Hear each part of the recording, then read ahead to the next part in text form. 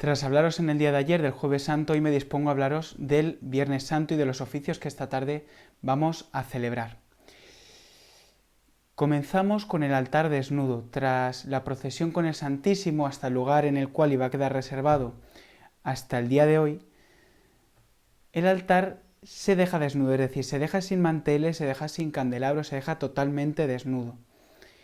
Y entonces comienza la celebración desde la sacristía. Los sacerdotes, los ministros salen con las vestiduras rojas propias de este día y al llegar delante del altar se postran rostro en tierra, es decir, se tumban totalmente.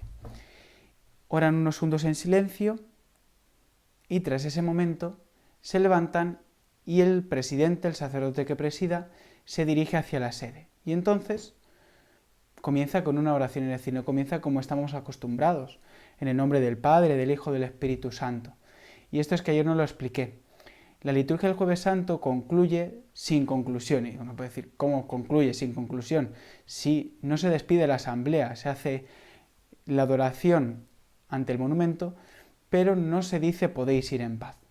Y aquí no se comienza en el nombre del Padre, no hay comienzo. ¿Por qué? Porque tanto Jueves Santo como Viernes Santo como Vigilia Pascual forman una única unidad. Solamente escucharemos el podéis ir en paz al final de la Vigilia Pascual. Entonces comenzamos con esta liturgia del Viernes Santo. Se comienza con una oración y después pasamos a la liturgia de la palabra, en la cual escucharemos la lectura del profeta Isaías, en la cual se nos habla del siervo de Yahvé. Después proclamaremos el Salmo 30, Padre, en tus manos encomiendo mi espíritu, que fue la última palabra del Señor en la cruz, y después se proclamará también la carta a los hebreos, y leeremos, como ya os anticipaba el Domingo de Ramos, la Pasión según San Juan. Acabada la homilía tiene lugar la oración universal de los fieles, es decir, las peticiones. Normalmente estamos acostumbrados a que son 4 o 5 peticiones y son peticiones breves. En esta ocasión son una sucesión en total 10, y en esta ocasión extraordinariamente serán 11 peticiones a las cuales les sigue una oración por parte del sacerdote. En la descripción tenéis cada una de las peticiones, no la fórmula entera, sino por qué se pide en cada una de esas intenciones.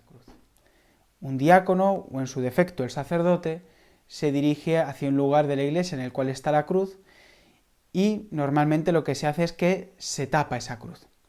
Y entonces se dirige el sacerdote por la nave de la iglesia y se descubre por 3 veces la cruz, diciendo, mirad el árbol de la cruz donde estuvo clavada la salvación del mundo.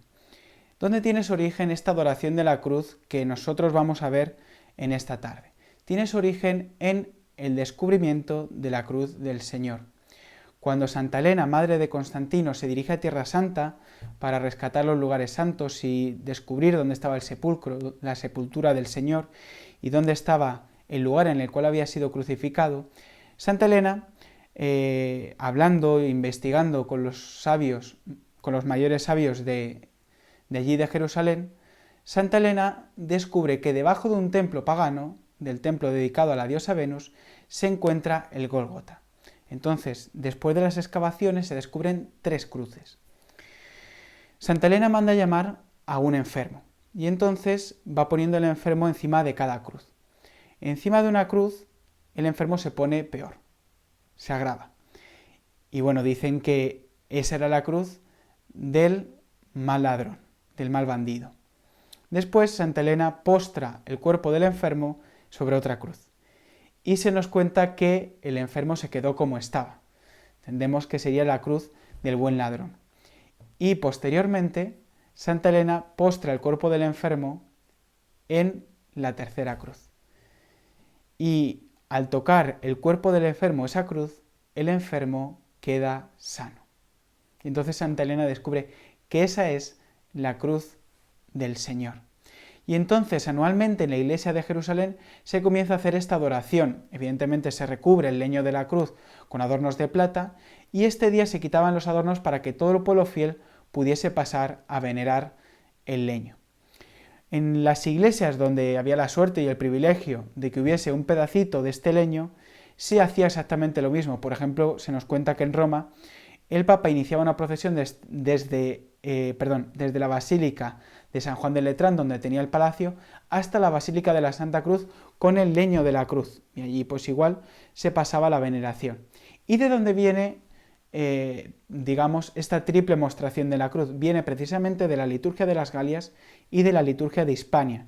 Pues ahí fue donde se forjó esta triple mostración. Así que lo que hoy vemos es la síntesis o la conjunción de la liturgia de Jerusalén y de Roma con la liturgia de Hispania y las Galias. Tras mostrar la cruz y adorar la cruz, y es el único día en el cual se permite hacer la genuflexión a la cruz, se pasa a la Sagrada Comunión, que se realiza con la reserva del día anterior. Y después se hace una oración final y se hace una oración sobre el pueblo. Y como ya os he dicho al principio, no se da la bendición, se hace la oración sobre el pueblo, pero no se dice podéis ir en paz. Con lo cual la celebración queda inconclusa, porque concluiremos con el podéis ir en paz de la vigilia pascual. Hoy he sido más breve, así que nada, que disfrutemos del Viernes Santo y que sobre todo aprendamos siempre a mirar a la cruz de nuestro Señor Jesucristo, donde tenemos nuestra salvación. Que Dios os bendiga.